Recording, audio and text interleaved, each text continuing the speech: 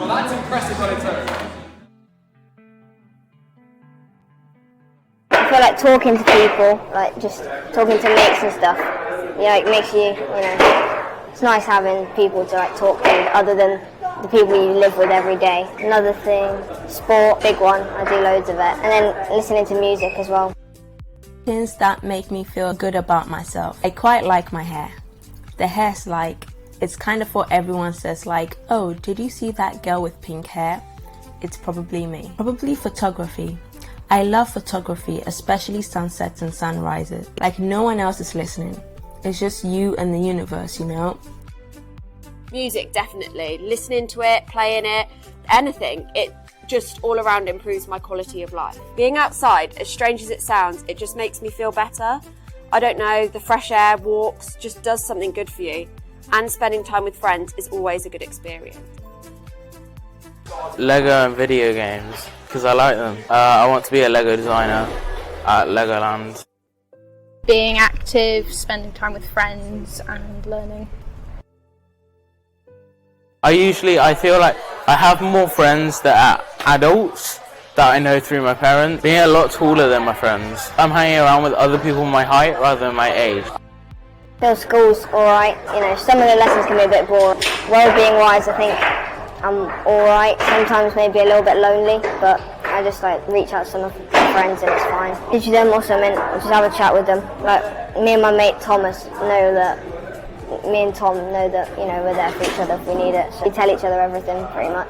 I was bullied quite a lot, so I think after this summer I'm going into home education, and social anxiety and depression got to me, so definitely that. Going out as well, because it plays on my mind that people are looking at me.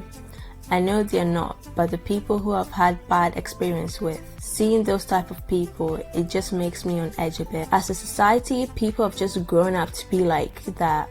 And it's the same with homophobia and racism and anti-Semitism against any religion. It doesn't make any sense. I don't get why it has to be like that.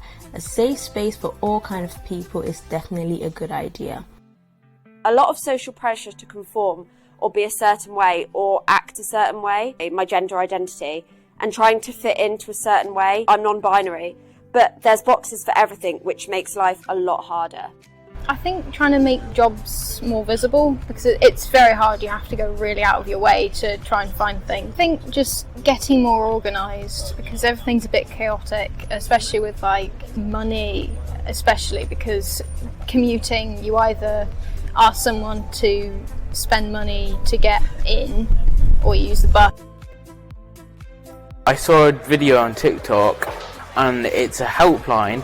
If you go onto TikTok and type in the search bar, I want to kill myself, it will give you the helpline suicides, I'm pretty sure. Even though I don't search that stuff myself, it still came up.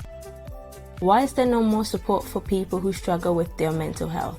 Same with schools as well, because they make you feel like you're just alone. But I think Lifespace has done a lot, because I've had mentoring with Lifespace and it did help a lot, because you kind of need just more of a cheerleader to support you in a way. I definitely say it is having an impact on younger kids and teenagers as well, who are growing up and finding who they are. It definitely helps people because it gives them a boost in confidence. But I'm sure if I was in a rough situation that I wasn't too happy about, and then there was a private group arranged for it, I'm sure that'd be something I'd look into. I think that this is a place that most towns should have, because it can be the centre of it, where all the people can meet up or something. So I feel like it's recently it's become sort of a bit of a more bigger monument sort of type of thing in the town, and I think that's a really good thing to have.